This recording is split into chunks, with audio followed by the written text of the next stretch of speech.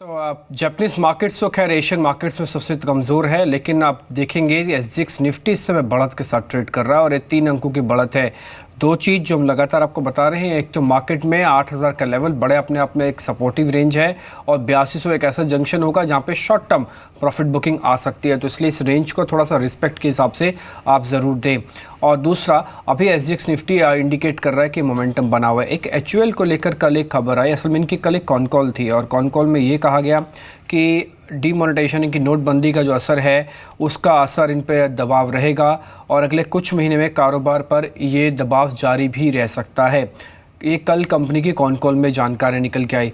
जब HUL ITC जैसी दो दिग्गज कंपनी ऐसे कोई बयान दे तो नो डाउट अपने आप में समझ लेना चाहिए कि शायद हो सकता है नोटबंदी को लेकर आज मार्केट इन दो पर्टिकुलर शेयर्स पे कुछ रिएक्शन दे, क्योंकि ब्रोकरेज हाउसेस ने इस पे कुछ एक्सपर्ट कमेंट भी अपने दिए हैं और संदीप हमारे साथ जुड़ चुके हैं वही जानकारी लेकर। संदीप, ये एचयूएल के बयान के बाद इन पर्टिकुलर एचयूएल को लेकर ब्रोकिंग हाउसेस का व्यू क्या है?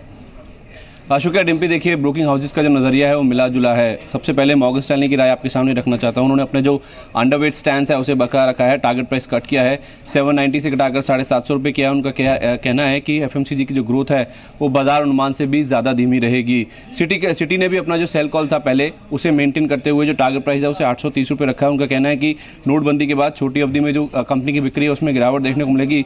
ग्राहकों के हाथ में जब तक नकदी नहीं बढ़ती है तब तक इनकी जो बिक्री है उसमें सुधार नहीं देखने को मिलेगा।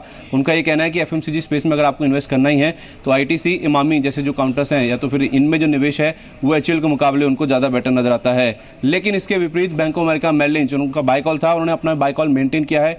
टारगेट प्राइस अब भी वो 1000 रुपये का मेंटेन कर रहे हैं। उनका ये कहना है कि नोटबंदी, जीएसटी से इंडस्ट्री कंसोलिडेशन का जो दौर है वो जरूर देखने को मिल सकता है। लेकिन जो बिक्री में धीमापन आएगा, ये जो इम्पैक्ट आया पूरा करेंसी बैन का, वो केवल छोटी अवधि के लिए ही देखने को मिलेगा, जिस वजह से उनका मानना है अब भी उनका जो कन्विक्शन बाय है वो बरकरार इस काउंटर पे। इसी तरह से सीएलएसए आउट परफॉर्म रेटिंग रख रहा था, अब भी वो अपनी रेटिंग बरकरार रख रहे हैं। टारगेट प्राइस वो सुझा रहे हैं 925 रुपये का। उनका कहना है कि करेंसी बैन दरअसल जीएसटी जो लागू होने वाला है उससे पहले एक प्रीकर्सर है और उनका ये भी कहना है करेंसी बैन से कंज्यूमर मांग के ऊपर जो असर है वो जरूर देखने को मिल सकता है, लेकिन अब भी अपना जो आउट परफॉर्म स्टैंड है उसे वो बरकरार रख रहे हैं। तो एचयूएल पर ब्रोकर हाउसेस मिक्स्ड हैं। हालांकि हाल ही में कुछ रिपोर्ट्स ऐसी भी आई हैं जिसमें कहा गया है कि एफएमसीजी सेक्टर में जो लॉन्चेस हैं वो भी डिले हो रहे हैं डिमोनेटाइजेशन की वजह से। तो एचयूएल पर नजर रहेगी आज के सत्र में। कुछ और रिपोर्ट्स जो आई हैं संदीप, वो कौन सी हैं? एफएमसीजी की बात चल रही है तो सबसे पहले ब्रिटानिया के ऊपर जेपी मॉर्गन की रिपोर्ट आई है जिसमें उन्होंने ओवरवेट रेटिंग के साथ कवरेज शुरू करी है। 35 रुपये के टारगेट वो सुझा रहे हैं। उनका कहना है कि पैकेज फूड सेगमेंट में सबसे पसंदीदा शेयर उनको ये लगता है। मौजूदा स्तर पर उनका मानना है कि लंबी अवधि के लिए काफ़ी अच्छा एंट्री पॉइंट है इस कंपनी के लिहाज से। उनका कहना है कि करेंसी बैन से H2 की जो सेल्स है उसके ऊपर जरूर इंपैक्ट देखने को मिलेगा, लेकिन वो मान के चल रहे हैं कि FY18 से जो बिक्री है उसमें सुधार देखने को मिलेगा, जिसकी वजह से उन्होंने ओवरवेट रेटिंग दी है और 3500 रुपये तक के टारगेट सुझा रहे हैं ब्रिटानिया के ऊपर। इसके अलावा टाटा स्टील के ऊपर रिपोर्ट्स आई हैं। कल आपको याद हो तो इनके जो यूके स्पेशलिटी सील्स कारोबार है उसको बेचने के लिए उन्होंने करार किया। उसके बाद सिटी ने अपनी जो न्यूट्रल राय है उसे बरकरार रखा है। 450 रुपये के टारगेट वो सुझा रहे हैं। उनका कहना है कि जो बढ़ती कोकिंग कोल की कीमतें हैं उसका क्या असर होगा उसको लेकर वो काफ़ी ज़्यादा अनसर्टेन है, लेकिन उनका ये कहना है कि यूके में जो कारोबार बिक्री की जा रही है, जो उसका करार किया गया है, वो केवल जो ऑनगोइंग रिस्ट्रक्चरिंग है उसी का ही पार्ट है। टीएसएल यूरोप का जो पेंशन विवाद है अगर वो सुलझता है वो दरअसल स्टॉक के लिए काफ़ी बड़ा अहम ट्रिगर हो सकता है। क्रेडिट स्विस हालांकि मानता है कि उन्होंने अपनी आउट परफॉर्म रेटिंग उसे बरकरार रखा है। टारगेट वो सुझा रहे हैं 515 रुपये का। उनका ये कहना है कि अगर यूके में कारोबार बिक्री होती है जैसे कि कंपनी ने करार किया है वो दरअसल एक टर्नअराउंड की ओर इंडिकेट करेगा। करेंसी बैन लागू होने से उनका कहना है कि घरेलू कारोबार के ऊपर जरूर इंपैक्ट आएगा, लेकिन जो यूके में स्टेप लिया जा रहा है उससे एक बड़ा टर्नअराउंड देखने को मिल सकता है, जिसकी वजह से कंपनी में बड़ी ग्रोथ देखने को मिल सकती है। आखिरी में जेपी मॉर्गन का एक कॉल आया श्री सीमेंट के ऊपर। उन्होंने न्यूट्रल रेटिंग के साथ इस कंपनी में कवरेज शुरू करी है। टारगेट वो सुझा रहे हैं 15,700 रुपये का। उनका मानना है कि शेयर के जो मौजूदा वैल्यूएशन है वो सस्ते नहीं है। निवेश के लिए निचले स्तरों का इंतजार करें इस काउंटर में अगर आपको उतरना है। उनका ये भी कहना है उत्तर भारत में इस कंपनी का काफ़ी बड़ा एक्सपोजर है, जिस वजह से करेंसी बैन का असर इस काउंटर में देखने को मिलेगा। थोड़ा सा नीचे लेवल पर आने दीजिए, उसके बाद एंट्री करें। टारगेट वो सुझा रहे हैं 15,700 रुपये का। ठीक है, तो 15,700 रुपये तक का टारगेट है, लेकिन ये बात बिल्कुल तय है कि सदर्न इंडिया और नॉर्दर्न इंडिया के अंदर जो सीमेंट के प्राइजेस हैं उसमें आपको डिफ्रेंसिएशन देखने को मिलेगा। कल भी हम संजय लाडीवाला से जब बातचीत कर रहे थे वो कह रहे थे कि 10% तक का कट सेल्स में ज़रूर आता हुआ दिखेगा। सुब्रा, यही आपसे हम जानना चाहते हैं सीमेंट कंपनी से ट्रेड कैसे लिया जाए, क्योंकि जो साउथ की सीमेंट कंपनी जैसे इंडिया सीमेंट हो गया, मंगलम सीमेंट है, इस तरह की सीमेंट कंपनी से पोजीशन बनाए जहाँ पे प्राइसिंग अभी भी हम एंजॉय कर रहे हैं, या फिर उन कंपनीज में जो नॉर्दर्न इंडिया के अंदर हैं, जैसे कि एसीसी है, अंबुजा है, इनमें काफ़ी अच्छी करेक्शन मिल चुकी है। ये करेक्शन वाला हिस्सा देखें या तो स्ट्रेंथ वाला हिस्सा देखें?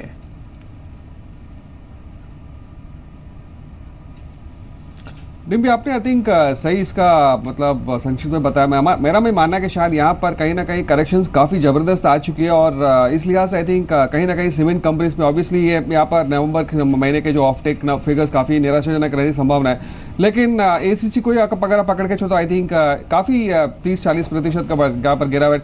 अंबुजा 200 के नीचे लुढ़क गया था, फिर इंडिया सीमेंट्स में भी 160 से लेकर 110 तक। तो कहीं ना कहीं यहाँ पर वैल्यूएशंस भी अट्रैक्टिव हो रहे हैं और मेरा मानना है कि शायद यहाँ पर डेरिवेटिव्स में भी हमने आई थिंक धीरे धीरे यहाँ पर ओपन इंटरेस्ट बढ़ते हुए देख रहे हैं। और हमारा मानना है कि शायद यहाँ पर इंडिया सीमेंट पे दाव ली जा सकती है। जबरदस्त आउट परफॉर्मिंग स्टॉक थी और अभी इस गिरावट के बाद अभी अट्रैक्टिव हो गया। 125 का एक टारगेट पकड़ के चले, यहाँ पर खरीदारी करें और 115 का स्टॉप लॉस। तो ब्रॉडली आई थिंक इसमें पॉजिटिव रहना चाहिए, लेकिन प्रेफरेंस के तौर पर I think India cement better stock है। अविनाश, ये एचयूएल पर आपका व्यू क्या है?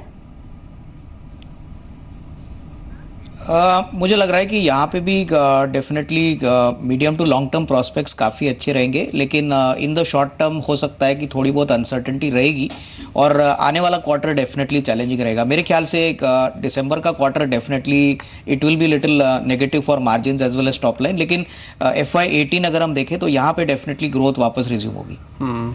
और ये जो एनर्जी से जुड़ी हुई कंपनीज हैं, स्पेशली जो बिजली बनाने वाले प्राइवेट प्लेयर्स हैं, उनमें कल काफ़ी स्ट्रेंथ देखने को मिली है। आप चाहे अदानी पावर देखिए, चाहे टॉरेंट पावर देखिए या फिर टाटा पावर देखिए, ये तीनों ही प्राइवेट प्लेयर है और कल में अच्छी खासी स्ट्रेंथ थी।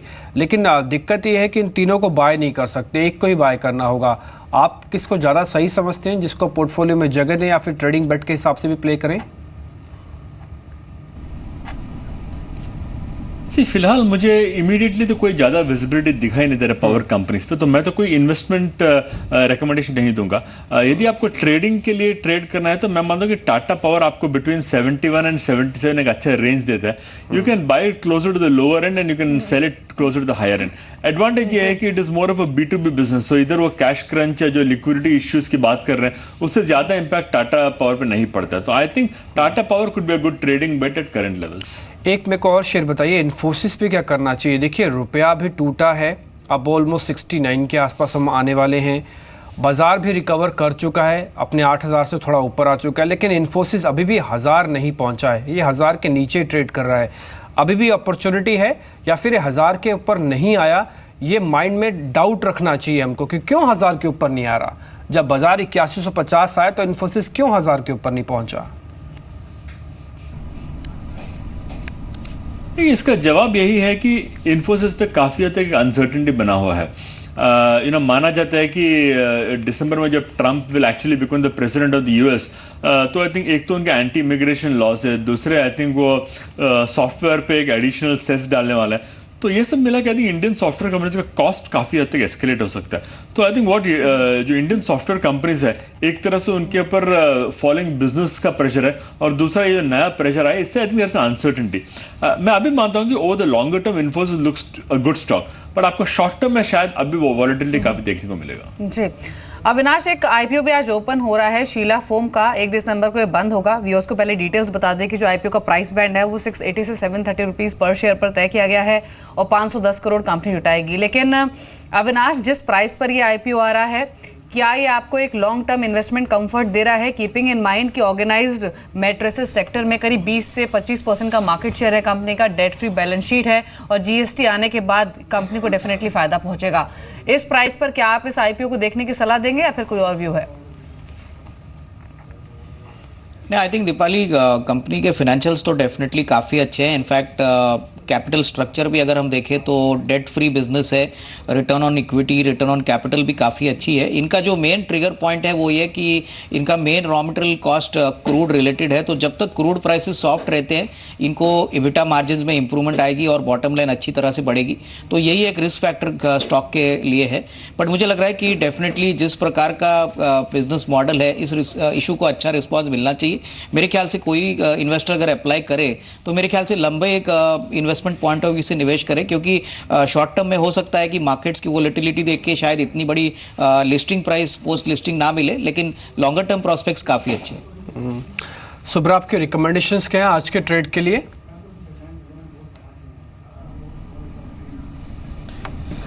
हाँ आज की अगर बात करें तो आई थिंक जैसे हमने बता चुके हैं इंडिया सीमेंट, यहाँ पर सीमेंट पे हम पॉजिटिव व्यू लेके चल रहे हैं, तो 125 का टारगेट लेके यहाँ पर खरीदारी की जा सकती है, 115 का स्टॉप लॉस।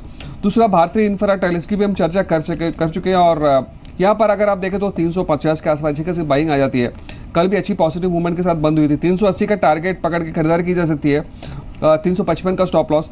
और लास्ट में HDFC बैंक, हमारा मानना है कि शायद कहीं ना कहीं प्राइवेट सेक्टर बैंक्स में काफ़ी करेक्शन देख चुके हैं और खास करके HDFC बैंक आई थिंक यहाँ अगर कोई इस सेक्टर में चुने लायक है तो I think HDFC bank definitely है। अच्छी करेक्शन देखने को मिली है। 1250 का एक मिनिमम टारगेट पकड़ के खरीदारी की जा सकती है और 1150 का स्टॉप लॉस। सो हमारी तरफ से ये 3 रिकमेंडेशंस जो पॉजिटिव साइड पे है। तो 3 रिकमेंडेशंस बताई हैं सुब्रा ने, भारतीय इंफ्राटेल, आइडिया सीमेंट और HDFC बैंक, तीनों पर ही बाय करने की सलाह है।